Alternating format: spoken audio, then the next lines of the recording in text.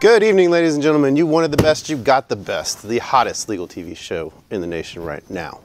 Reasonable Doubt, brought to you by the Harris County Criminal Lawyers Association. I'm your host, Jimmy Ardwan, along with my co-host, Julio Hook'em Horns Vela. We're back! Dude, we went out and punched them in the... Oh, I love it. Longhorn Nation, I love you. Jimmy, I love you. Victoria, Cory, great show. I'm coming in 2019 with a big high. That's right. Joining us tonight, ladies and gentlemen, Victoria Erfesoglou, coming back out of the booth to join us again. Yes, always good to be in here with your smiling faces. Happy New Year, everybody. Happy New Year to you as well. And Cory Roth. Happy New Year. What's up, buddy? Not much. So, we're going to be here for the next hour. We've been off the air for a month. We've been kind of lazy, eating, drinking, having a good time, ringing in the new year. But we're back now. My wallet. I will tell you, look, all you new judges and everyone around, my wallet went from here to here. I hope all of you hold true to your promises, okay? Let's talk about that, and we'll be with you for the next hour here. You can reach us on the phone line, 713-807-1794 if you want to get in, debate us, make a comment, question, whatever the hell you want to do. We'll also have Twitter up at HCCLA_TV if you want to shoot us a message on there. But you make a good point, Julio. Let's start there. Let's start with the new year and the new judges. Dems came in of the big... They've been on the bench for 2 days. They've been on the bench for 2 days, and let me just say, initial impressions. My initial impressions are they're doing a good job. They're a little bit trying to, fill out the robe. Did they really do a bad job in 48 hours on the... Well, I've seen some. Honestly, guys, could they really screw it up in 48 hours at this point? In theory, you could, right? But I guess they haven't, so that's successful. They showed up, and that's the first step. Nobody's lit a cigarette inadvertently and caught the building on fire. No one's gotten in a fight or. I don't know if you guys remember. I think we talked about it here. There was a story. I think it was before the holidays. Family court. New judge went into family court. Switch bench. So I haven't heard any of those kinds of stories. Yeah. So the story is that person who won the election shows up, not a judge yet, into the courtroom that they won, and then presiding judge kicks him out of the court. Very sweet, trying to help with the transition, and she got kicked out. Yeah, in a not so sweet way. That's just petty politics, of course, and everybody being bitter party of one that they're losing their bench. But I don't know. I think there's been a certain amount of grace in the county criminal courts. Yeah, I would agree with that. What are some of them doing now? What have you heard? Where are people going? Because a lot of people are out. I read today that Judge Fields is of counsel for Tyler Floods and Jordan Lewis. Did you see that? It's Tyler and it's Flood and Lewis now. How do you guys? So these guys are going to be making the transition. Not just the judges, but we've had some prosecutors who've left here over the last couple months. You got a lot of people transitioning. Fort Bend. I heard they wiped out. Right. I've heard upwards of 15 to 20, somewhere of 30 people gone. Yeah. That many. Wow. So gone. You've got a bunch of people coming out now, going to be theoretically jumping to the dark side to come practice with those of us who've been doing it for a while. Is it going to be easy, you think, for some of these people to make the transition? And so the funny thing, and the reason I asked that is because I watched something. I think it was one day while we've been on a break, but CNN was doing a thing on Robert Mueller, kind of doing a background on him, and one of the people on the show said, he just had a hard time going to private practice because he'd meet with these, getting paid millions of dollars, of course, with these big DC law firms. He'd meet with the client, he'd just say, well, it sounds like you just need to go to jail. Whoa. The guy just couldn't hang up his FBI, federal prosecutor hat. Do you think a lot of these judges and former prosecutors making this transition, how do you think it's going to be for a lot of them to do that? I think some of them are going to struggle because, some of the ones I know that I've had cases with who didn't know certain things that are fundamental to know, like what is an achy motion and how it works and those kinds of things, and how do you subpoena. And you're talking about as a prosecutor or the judge? No, I'm talking about as prosecutors, and now they're going to, if they are in fact going to do defense work, figure out how to do zealous representation for their client. And I know for a fact that some of them don't know certain things that are fundamental that they should know, and then I wonder if their heart is going to be in it, because this is, I'm sure as everybody knows at this table, very much a labor of love in this county. Yeah, I mean, go ahead, Cory. You were going to say I mean, I'm of the belief that, you know, being a criminal defense lawyer, you have to learn it and you have to earn it. And it's difficult, I think, when you're coming from the side of I'm going to prosecute people, I'm going to throw people in jail, to I'm going to help people and I'm going to represent individuals, real life human beings, which is something that these people haven't done. And to answer your original question, is it going to be hard for them or easy for them? I'm curious to find out which one of them are going to jump right into court-appointed work. Well, That's a better question, right? because well, I think most of them are going to have to, because it's not like you just come out with people ringing up your phone line to. I think if I understand Cory correctly, and correct me if I'm wrong, the interesting thing is to see how quickly they are able to achieve appointments. Oh, getting on the appointment list and stuff, yeah. Whereas many of our colleagues who had very good training, very good mentors in criminal defense struggled to get those appointments. And I know we have a different bench now in this county, and in Fort Bend there have been changes, but I think that's an excellent point. I have heard a number of the judges that are coming in who are experienced in Harris County on the misdemeanor side have shifted to 3 days a week for court-appointed attorneys. So no more of this 5-day-a-week kind of deal. You're going to go 3 day a week. However, some other courts have chosen not to and are still doing 5 a week. But we still have the fundamental problem of the judiciary being involved, you know, with their hand on the trigger of the court appointment system. Well, and I think there's a managed case system that's coming through, supposed to be happening, where it'll take the appointment power away from the judges and give it to an independent person. Do you think those of us who, like, you know, I've never been a prosecutor, but I sometimes struggle with this notion, you know, like, we come on this show sometimes and we rail about all the problems with the system, right? How people don't get out on bond and how certain people are treated and all the miscarriages of justice that occur. And there's a lot of them. I mean, but I sometimes feel like maybe some of us overplay that card a little too much. Overplay the bond problem? No, not the bond problem. I'm talking about that we harp on the problem so much that we try to change the narrative to make it sound like that's an everyday occurrence and this is going on every day in every court, that people are being fundamentally deprived their rights. And I don't know, I mean, I thought about it over in the time we've been off, and I mean, I thought about some of the things that we had talked about on this show, you know, and how we had gone over the bond issue and some of this stuff, and I feel like we harp a lot on the problems with the system, but a lot of the system is just everybody doing their job. But I think some of the problems are so fundamental and big that it's not enough. We're a system, right? It's a machine. It's supposed to do its job. But when it doesn't do its job correctly, a human life gets bamboozled or destroyed, a family, whatever. And I don't think that talking about it diminishes the times where it does work correctly, because there's an expectation that it should. I mean, that's what we want it to do. We pay tax money for it to do that. So I think we would do ourselves a disservice if we didn't harp on it shouldn't be. One is maybe too many. And maybe that's extreme for some people, but I think one person, and I've talked to colleagues who have put in a very good fight for clients, and if they were prosecutors, they would have won.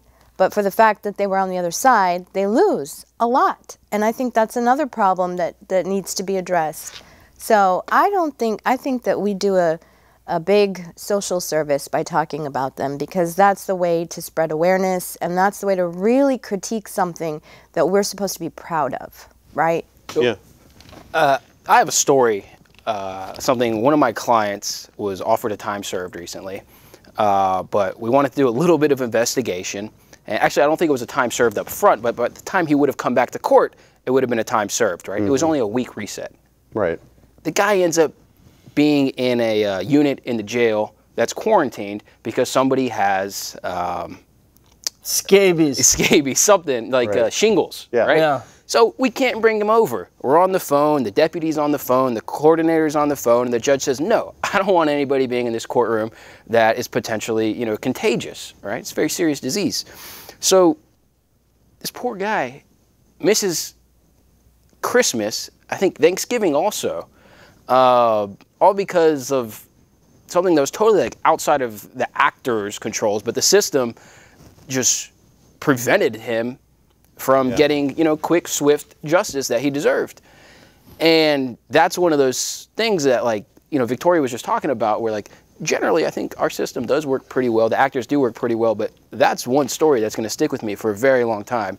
I feel terrible about it. And it's 2019. There's certain things that should not prevent justice being served. Let's talk about the new judges. Okay. What have we heard about the new judges? Let's go to the courts. They're Democrats. All Dems. One's a social democrat or socialist democrat. I have not popped into Judge Bynum's court. God, but I would love to. And just be like, Judge Bynum, how are you I doing? think he'd be pleased to see you. I need to go by there tomorrow. Yeah. So what I've heard is that the ones that we know who are experienced and veterans and know what they're doing, not to say that the others don't know what they're doing, respectfully, Your Honors. But the ones that Way to cover who. But the ones that do know what they're Way to doing. backtrack. But the ones that do know what they're doing, from what I hear, are doing what they're supposed to be doing. What they've promised and what they have pledged to do, which is make changes in the system regarding PR bonds, bond conditions, and I hear, a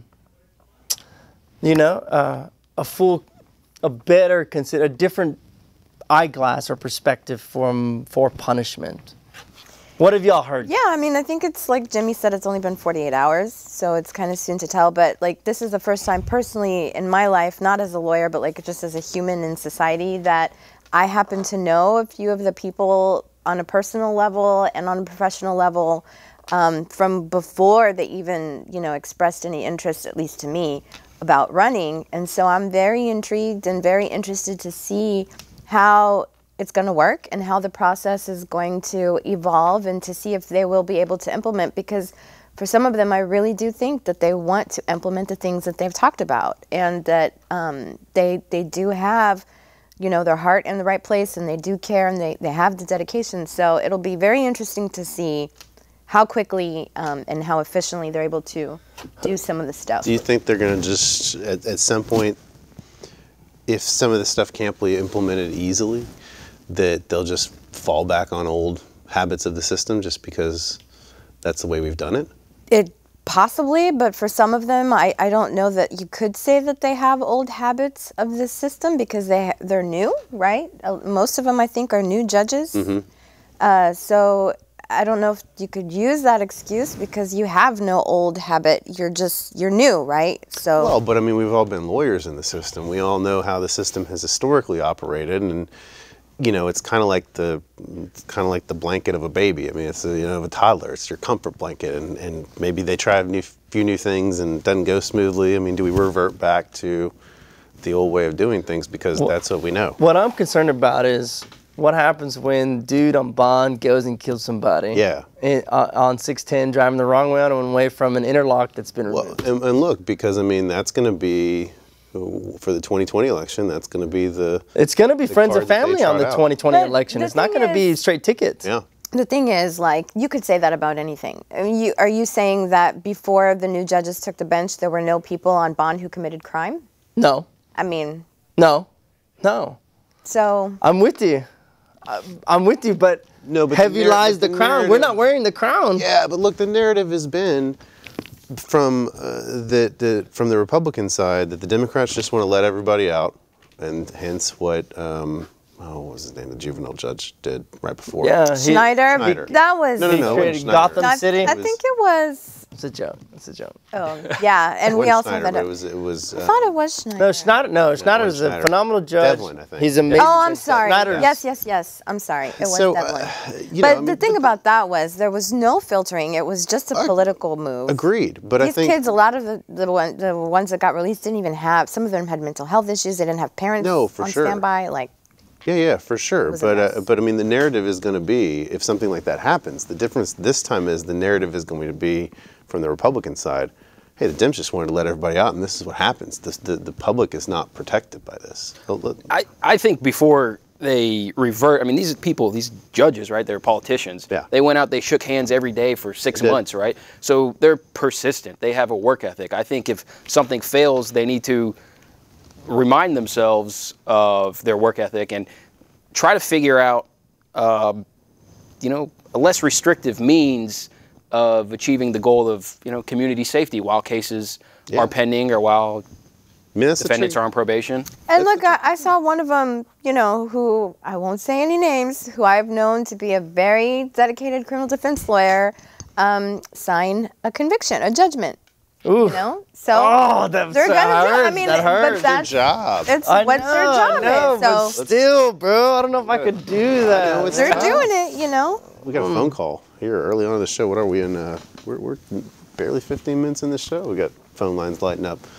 Hello, thanks for calling Reasonable Doubt. Hey, good evening, guys. What's up? So it's been it's been a long time since the election and some of the promises these judges made, and so I'm just curious, what, in y'all's opinion, is the things that we're really looking for with these new judges, like specifics, like case resets, how far we're going out, bond schedules, those kind of specific things that we'd like, kind of the defense bar is really looking for with these new judges. Can y'all talk about the specific things we're looking for? Sure, thanks. Good Thank question. you, and I'll hang up. Yeah, absolutely. What are y'all looking for? Specifically. Can I just say what I experienced, and I don't mean it to be a segue, but I had a hearing recently, and I get moved by it. But I had a hearing recently where I challenged a law based on the First Amendment, and I had recently done it in a different county with a different law, and I'll just say that Judge Jordan was the presiding judge at the hearing, and the effort and the time and the energy that he put into not only reading all of the pleadings, but reading the case law and asking the relevant, intelligent questions that should have been asked, for me was a new experience, because I'm so used to being looked at sideways and just getting shut down, you know, without too much question. And I think that's something that I'm looking forward to, is judges who are going to do what Judge Jordan did and actually take the time to read and understand and follow the law. Is that not enough? Let's talk about two things. Way too much to ask. What so talk to us about your issue. What was the issue? Okay, so it was the And then we gotta get back to the caller's question. yes. Oh. Actually, let's deal with the caller's question. So I don't wanna it was sidetrack. what specifically are we looking for? We're looking let me tell you what I'm looking for. I'm looking for a strong leader amongst the judgeship of the misdemeanors, and then you need a strong leader, and we'll talk about the leadership as far as the regional judges and local judges, and I guess how that interplays. I'm looking for strong leadership. I'm looking for a clear direction, and I'm looking for fulfillment of promises of all of the blue wave coming through. That's what I'm thinking. For me, from a practical perspective, fewer useless resets, right? There's no need to come back to court if the prosecutor hasn't given you your discovery or your subpoena hasn't been returned. It's a waste of everybody's time. Our clients are missing work, right? They need to go to work in order to pay us. And if they can pay us, they're not being appointed. And if you are appointed, I mean, these people generally work and they have low-income jobs. They need that. Cory Roth works 24 hours a day. Cory, roll. I would also like to get some trial dates. It has been near impossible to get a trial on a misdemeanor in Harris County. I think the judges need to come together, put their brain trust together, and figure out a way to get trials. I mean, there are old cases lingering that can be solved. And I think there needs to be consequences for prosecutors that aren't doing their job. They're not giving us discovery. A lot of them are great about it. What I've heard is that some felony judges are now exercising the hearing of the examining trial. So, case is not indicted, let's set it for an examining trial. And they're going to just have these examining trials all day to see, like, look, do you have enough to really file this right now or not? And if you don't, it goes away as a way of docket control. As a way of, you know, screening that's coming in. You know, I don't know what my expectations are or what I'd like to see from the campaign promises, because, I mean, look, those campaign promises, you know? I mean, look, it's... Politics. It's politics, right? I think what I would like to see as a whole, that my biggest hope for this crop of judges coming in, because so many of them are former private practitioners, okay?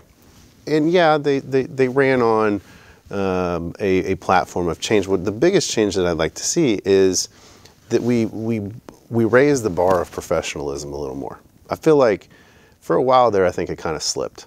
I think we had a period of time here within the last decade that I really feel like there was a lot of, you'd walk into court and you'd see prosecutors and defense lawyers and judges not treating each other with the professional courtesies that I think we should strive to have as a profession. I mean, we all went to law school. We all got, you know, this JD degree, and I think we've all earned at least the ability to gain, to have respect and professionalism shown to us until we break that trust. And I think that this is maybe a good group of people. I don't want to sound ageist, but I think that whenever you have younger people with new perspectives coming in to replace what may be perceived as older people who have kind of been stale and, like you said, set in their ways, that a certain amount of progress should be expected. Yeah, I mean, I think for me though, my thing is, like, with a prosecutor, for instance, okay?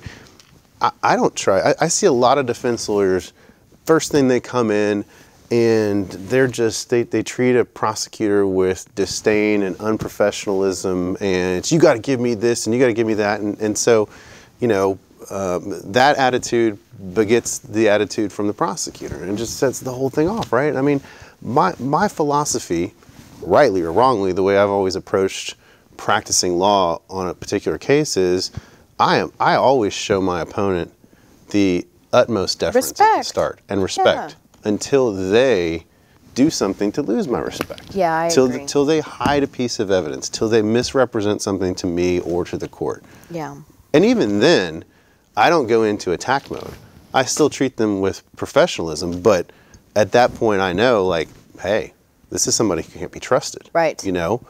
And so I think what I've just kind of, I feel like there's been a period here where there was a lot of just lack of professionalism in the courthouse. Do you think it was because of the election? I think it was because of the conditions before the election. Yeah, it was before. But it was before the hurricane too. Before the hurricane too. I mean, absolutely. I think everybody's just all stressed. Everything's just breaking down. I think there was a lot of frustration. I don't know. I'm not going to be able to speak from the perspective of a prosecutor, but I will say this. I was in an actual innocence writ hearing recently, and we had to call some prior employees of the district attorney's office to testify.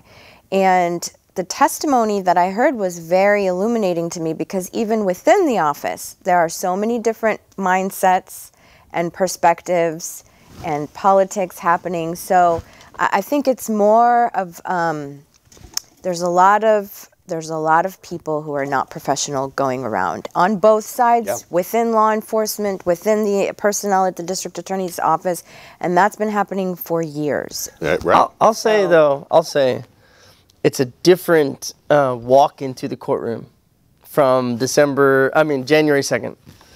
Walk in, I say, "What's up, Judge?" Yeah, but see, that's what I'm concerned about. That's kind of one of my concerns. What are you? Well, I mean, the Dems are in power now. No, the Dems are in. But see, man, I just feel like some people are going to be real casual about things. Well, and it's a courtroom. You have to respect the bench. you have to respect have the bench, to. and you Well, have to and respect, yourself. I Yeah, mean, and you are a lawyer, You have an to officer respect of the the court. process. I mean, I just don't want. I don't want to have friendships with people get in the way of professionalism. Yeah. You know? Hopefully it won't, but I I don't mean, think- and I've seen judges in the past rubbing elbows with certain elder white Sure. male lawyers, prosecutors, and defense attorneys alike, and I get looked at funny because Yeah. I look the way I look, or am the age that I am. So, I think that that's going to happen regardless because you're dealing with human beings. I agree to some extent, but and maybe it's just a generational thing, and I'm not trying to slam on things, but even in that, even what you're talking about that was seen, you didn't see it necessarily overtly in the courtroom. It happened a lot in the back chambers, in the back hallways. I mean, there are probably instances that happened in the courtroom. I'm not saying, but I think that there was. I'm just worried that this generation, some people in my generation and the generation after me, can be a little too casual with things. I mean, I've What do seen you think, conversations man? at I the want bench. to hear what Cory has to say. I mean, I've heard it about me that I'm a little too casual in the courtroom, but I think Because you got the best hair, dude. Some days it's a fro, some days it's slick back. It just depends what the humidity's like outside. Right. But I think it's up for the judges, right, to set that I do. tone They set of the tone. professionalism. Right. And there might be times where a JV or a Cory walk in and we're a little too laid back, relaxed, and they can take us to the back or just remind the court from time to time, hey, we may be friends. And what I don't want to see is there were some misdemeanor courts where you would just see the prosecutors up there schmoozing with the judge all the time. No, I agree. How's your but- wife? Are you going to that restaurant this weekend? What'd you do at the barbecue? Are you going to buy those shoes? Like, I've heard all kinds of things, and arguably that's.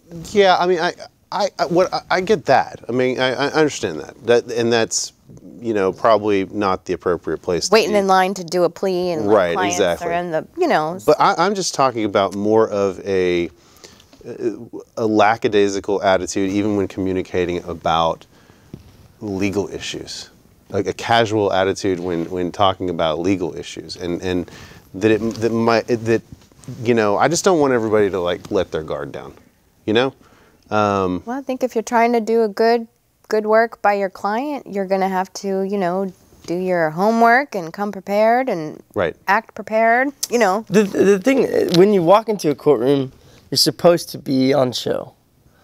One of the biggest things that I find hilarious when another attorney or people say, "Oh, did you hear what so and so lawyer said that so and so? That was so stupid." When they have no idea why you would say something like that or why you would present something in such a way, they have no idea. I think it's interesting to, if you've ever been to a Colorado County or a Washington County, see how it's a different atmosphere in those courtrooms.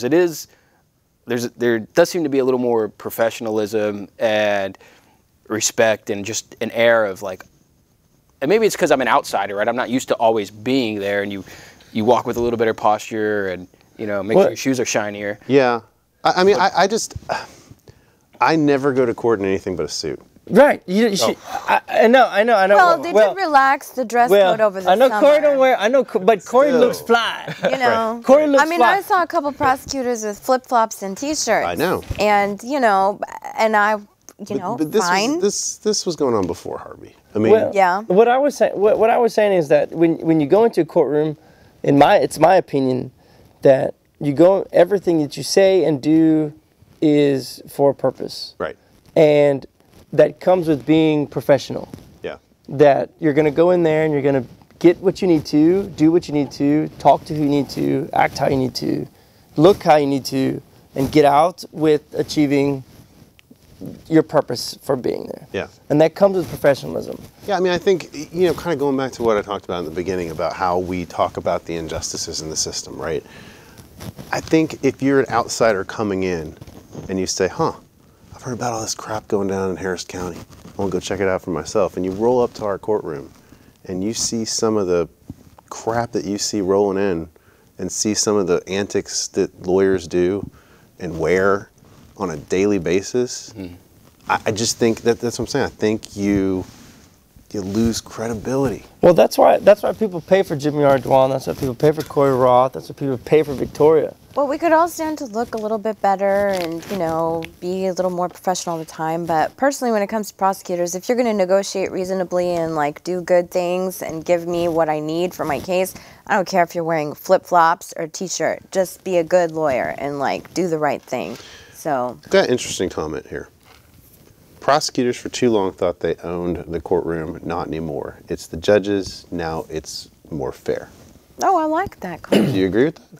I saw it today. I do agree with that. It should Wait be a the second. judges. But wait a second. I mean, our DA is a Democrat.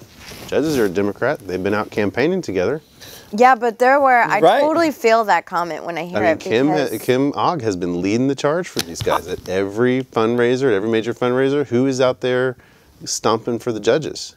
I have found more prosecutors to be of the not prosecute at all costs mentality.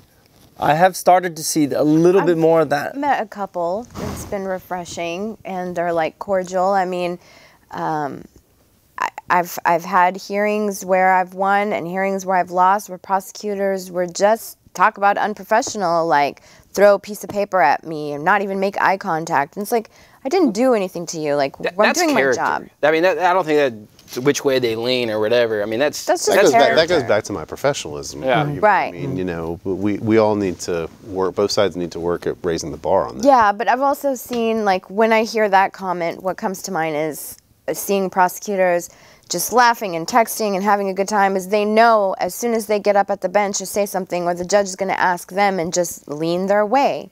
They don't have to come with 110% because they know if they come with 75, it doesn't matter. They're still going to win. Hey, but a good lawyer is cool, but a better lawyer knows the judge. But I mean, part of the problem that Kim Ogg was having was with the Republican judges on PTIs and other things like that. I mean, but I mean, so it's going to be interesting to see. These are judges who she was leading the campaign for them at several fundraisers, at several rallies. I mean, she was almost kind of the rock star, elder statesman of the crew, because she had been elected in 2016. So here she's coming in doing the stumping for everybody. I'm the one who's gotten the ball rolling, and you go to these Democratic events, and everybody worships at Kim Ogg's feet because she's kind of the one that they view as got this whole thing started in 2016. And so, I wonder when there really is going to be a policy challenge. What are the judges going to do? Well, we'll see. Are they going to go against the top of the ticket? Are they going to go against the woman who's at the top of the ticket? I don't think this group of Dems thinks that Kim Ogg is the top of their ticket. I don't But think in 2020, she's going to be the top of the local ticket. You bring a very good point, dude. That's pretty strong. She's going to be the top of the local county ticket in 2020. Kim Ogg's going to be top dog 2020. Locally. Yeah. And are the Dems, well, they got their four. I mean, right. Really, they rode the Beto wave. Sure. This session. Well, and if he runs for president, and if he makes it, he could be there helping bring the wave again in 2020, because obviously he's got a lot of charisma, he's got a lot of point. But I'm telling you go to these fundraisers, you see how everybody interacts with Kim Ogg, and I mean, I think there is a certain deference that she has been given by the Democratic Party, by those in the Democratic Party, including the judges. Well, so who's equally as powerful, Linda Hidalgo? I mean, from a funding standpoint, yeah. Right? If not more. I think so.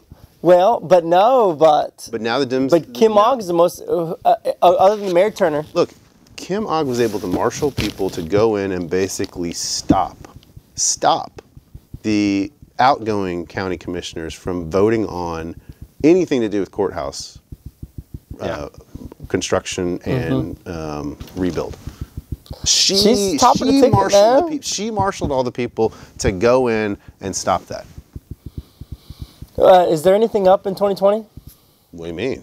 Is there anything up? Well, the president. Jordan's going to be up. President's Oh, but yeah, Jordan more senior. Kim Ogg's going to be up. Kim Ogg's going to be up.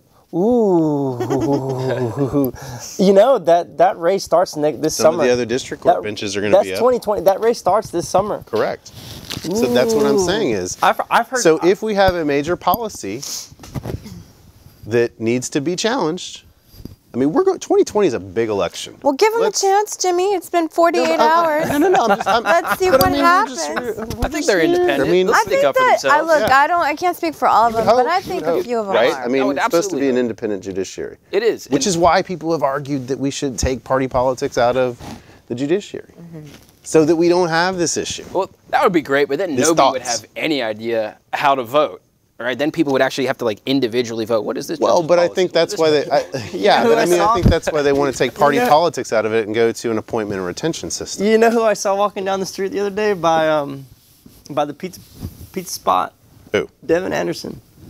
Really? Yeah, and I was walking by, and she was walking by, and I did a little turn, and she was looking as professional, and she's as professional, as strong as she's always has. Just strutting down the street, and I looked at her, and I said, I couldn't think of anything else, but I said, "What's up?" And she looks at me, and she stops, and says, "What's up?" And I was like, "Okay, that just happened. That was Devin Anderson." So, what Why don't you tell everybody who Devin Anderson is? former Well, before you do that, you pick up your microphone that's falling all the way down there, so that people can hear you talk. Well, You know, adjust it, dude. Longhorn Nation, we're back. Been hitting your mic. Well, somebody talk while I Knocking fix it down this. your She's not in office now. No, she's not. Well, she is the community relations head for the community supervision office. Okay. Probation office, basically. So, Community liaison. Community. who else? So I've heard Paula Goodhart went to Shellis, Peebles, McAllister, She did. and I think that's a great addition. She's going to be. She's been a prosecutor, defense attorney, judge for a long time. I think she's there. I know Judge. Mike. What's up, Mike Fields? Yeah, we said. Yeah. He said What's up, Tyler. Mike? We talked about him earlier. Yeah, Judge Mike. Judge Carahan's starting his own deal. Oh, I did see that. He's Yeah, out. that's right. Mike went to Flood and Lewis, which I think Flood and Lewis is an amazing combination. And Where is this like a list that you're looking at? Where do you find? I'm just this talking out? about Facebook. judges who went Oh, out. is it on Comes on- Facebook? this comes on Oh, social okay, media. okay. I'm not on. And then Program, Victoria. I know. That's Judge where everybody gets Fields? their news these days. And Judge Fields is of counsel. I think it's great. Judge Carahan was he's been on his own before, so Yeah. he's gonna always land on his feet. Impeccable reputation. Did you see the? So he's saying I did it my way on Facebook. I did see that. Did y'all see that? Corey, did you attend I that? didn't know. I didn't attend it. I thought you were going to be his backup singer. I'm not. I don't have a voice for that. You know who I haven't seen? Who? Dan Mother Simons. I ain't seen him around at all. Where you at, bro? Come on the show. Where you be? Did you cross-examine him away Well, when he came on? that was a good time. I haven't seen him. You know who I saw around the courthouse? Judge Ross. Judge Ross He's is still always being a visiting around. judge. Yeah, he's He's always coming around. He works more than anyone in the building, I think. You know who I think is also great? Judge Yates. Yeah. She comes around and visiting Judge great. Judge, is it Wilkerson? Not Court 9, although I think you bring Anna Lee and everybody would be like, Anna Lee's back. Everybody reset. Get a reset. Get a reset. No, Judge Anna Lee's awesome, but it's Wilkerson, not Wilkerson, but Wilkinson. Judge Wilkinson. Yeah. Great. Great. Judge Guerrero is visiting. Is he really? That's what I was thinking. You know, Judge Mendoza, hop the DA's office. I mean, all the Dems are in. I think you would be visiting judge extraordinaire. You bring Judge Mendoza in. What do you think? Judge I don't really Velasquez is work coming with- around. Oh, really? Is she? She's all right. I like her. If I was Judge Mendoza, I'd hop ship and I would just make a bunch of money as a visiting judge. I'm just saying, Judge. Yourself. You have judicial That's your aspirations, JB? yeah. Is that what you're gonna do? Are you gonna run in 2020? No. Come on, JB. No. No. I'm gonna do I'm gonna do Pull all like the tape of this show and use it against them in the election. Remember when you said in 2019 you weren't going to run? No. Well, I was talking to Beto the other day. Kidding. Okay.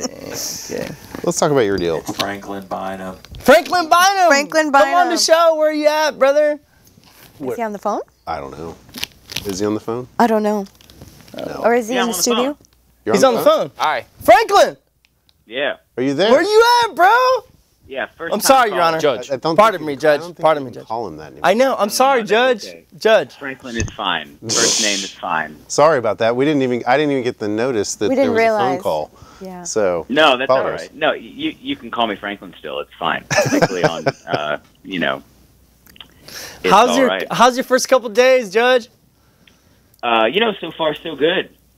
You know, really, it's been the first day was kind of a, you know, it's a paper shuffle. You know, we're just pushing papers. If you'd come down from some alien came down from outer space and like looked at what I was doing for a living, it'd be like, oh, you're just like signing things and moving papers from like one side, from the clerk to the coordinator side, and back and forth. You know.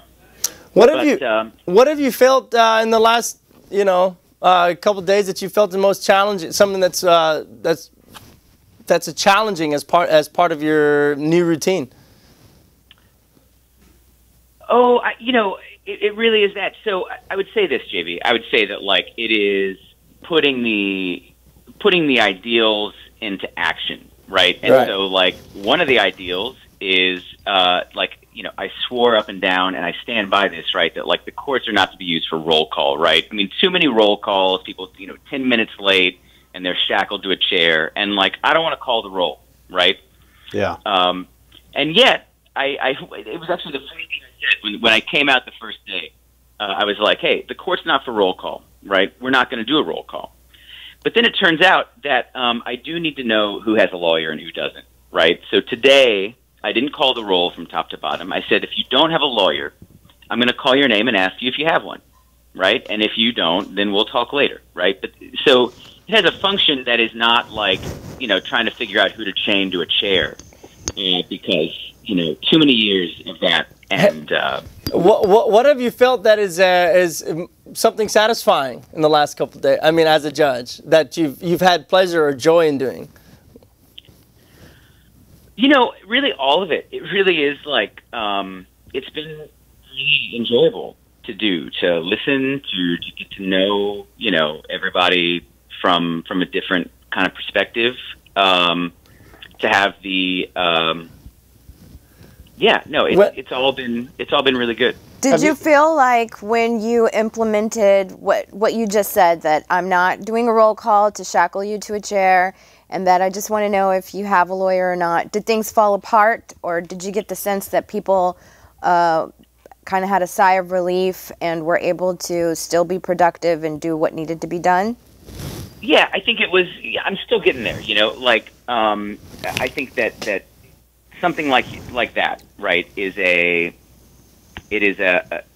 would say that today I got better at it, and I think that like from here I want to get faster at it, right? So I mean, y'all know, right? Like if you're taking appointments in a court, very important that the judge go through and qualify people, figure out who has a lawyer, and get those appointments out as quickly as possible, right? Right. And I'm learning how to do that, right? It is a skill, right? It's not, I can't just come out and slam dunk that the first day. I mean, that's, and there are all kinds of people today. Today I had to learn to say no. Like, and I approached it, no, not right now, right? Like, give me a minute. Well, okay, let's go back. Let's talk about, give me a minute. There's some discussion that because of the wave that came through November and December, October, November, December, August, September, October, November, December, got pushed to January, basically, because everybody's lame ducks sitting around there for 3 or 4 months, 2 months, and now there's a big backlog of cases.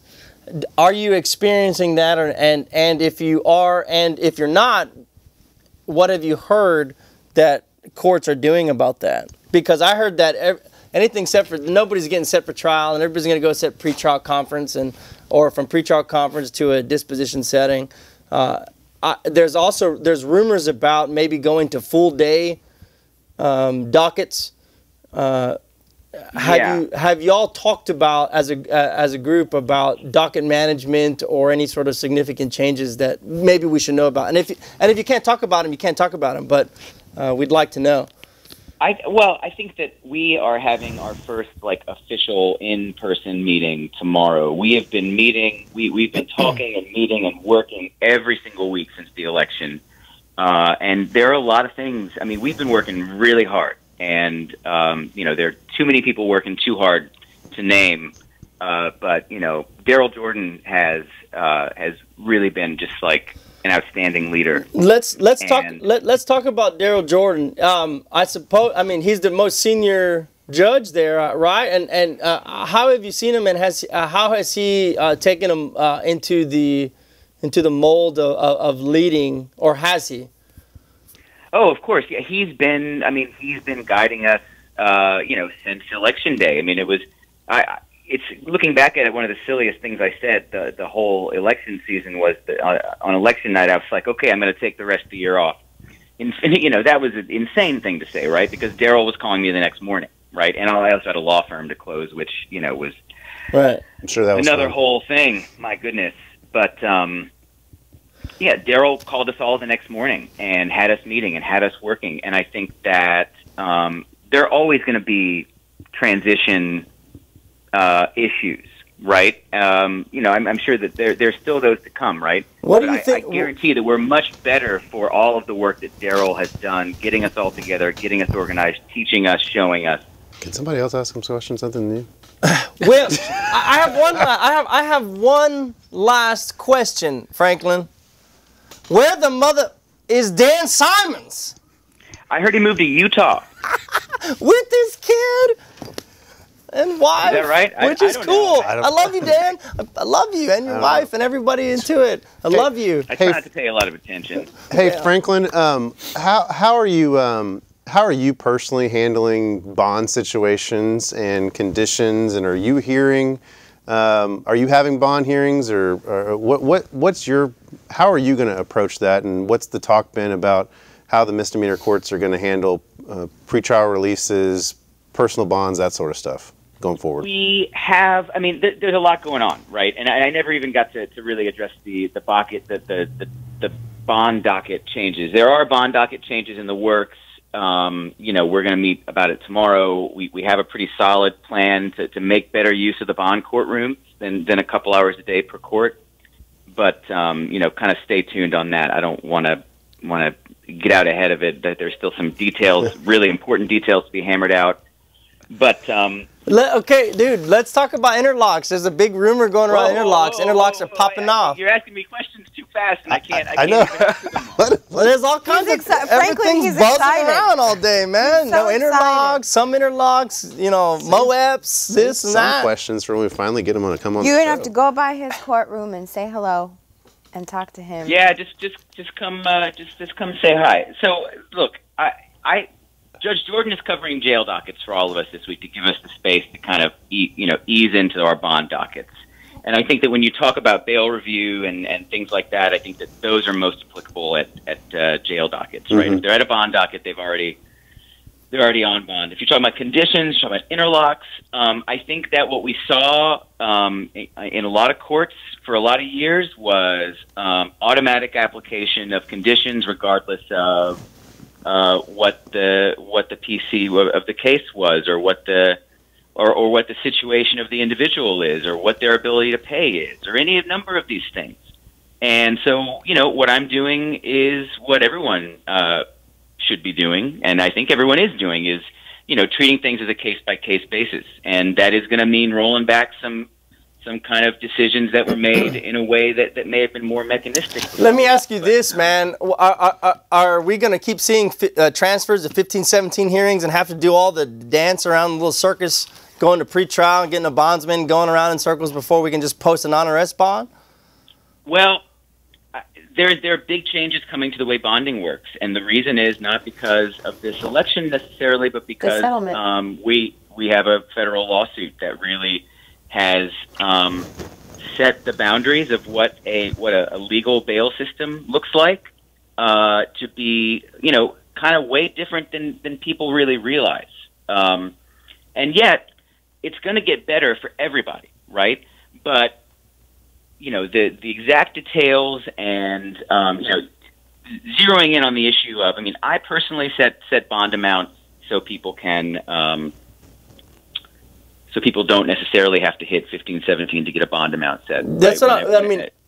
Okay, so previously it was before. There are bigger changes coming than that, because working within the framework of the settlement, working within the framework of the injunction and the findings of the judge so far, it falls upon us to really design a constitutional bail system, maybe for the first time in Harris County. Well, and well, then what about all that funding that's been put into this MacArthur grant and all this pre-trial and all this get the PSA and all that? I don't understand why we can't approach a judge, talk to them about the PC, and them go over the bail factors and then set a bail. I don't understand why we need pre-trial and all this kind of stuff. In my court, you can't.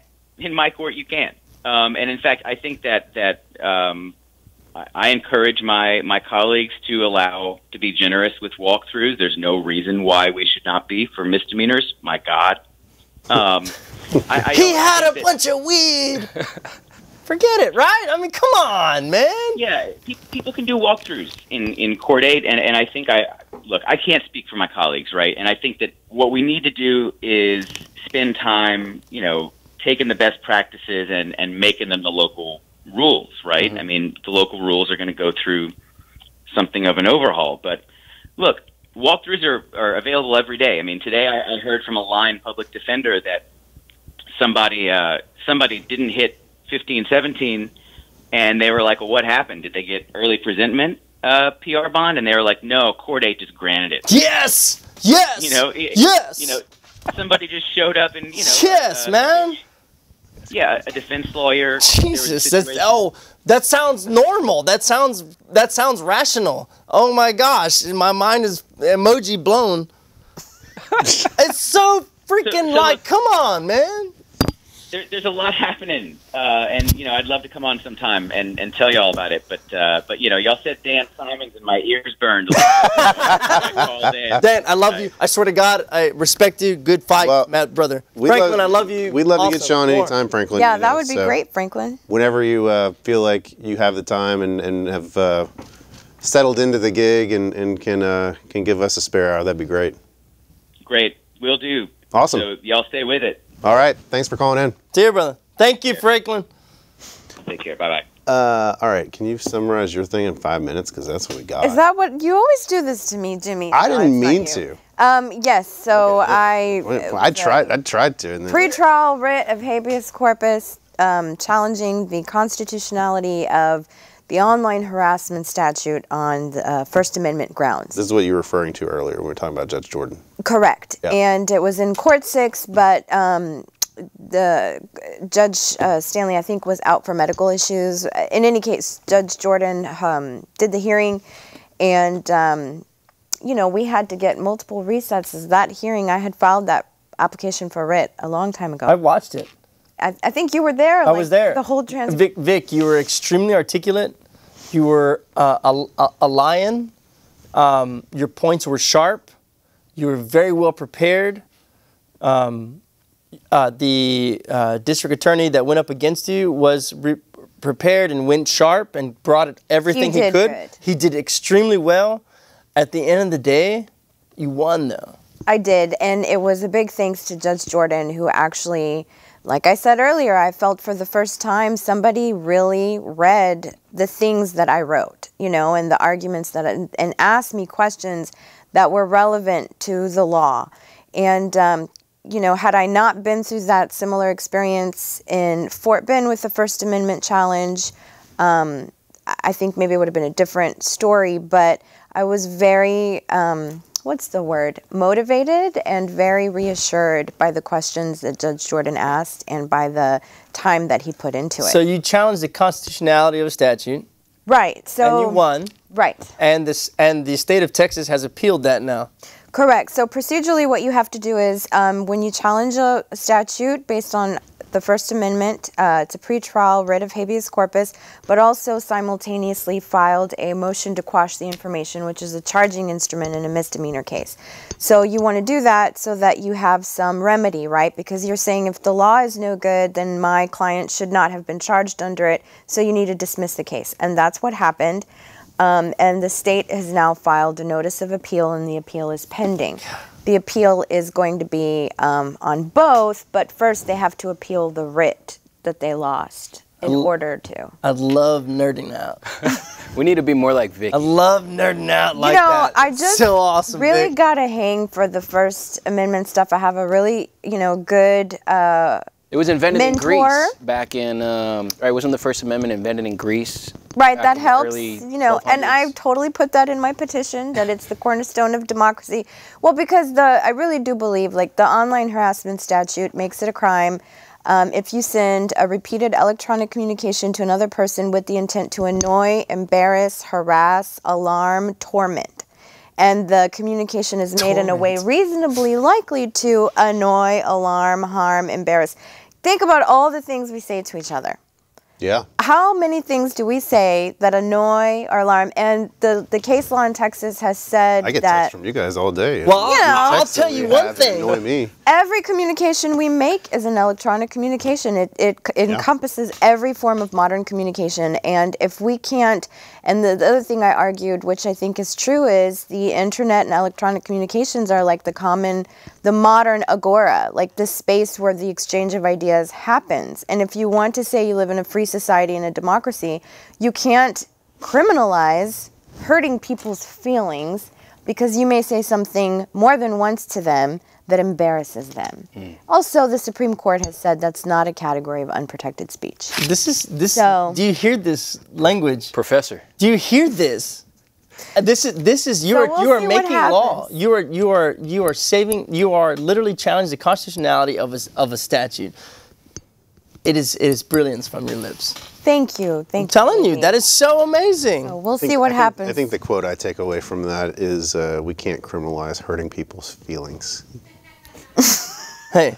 No, because that's what we try to do now. We try to everybody gets butthurt over stuff and we try to criminalize it and, right. Gosh. And if we didn't do that, we'd never have any progression.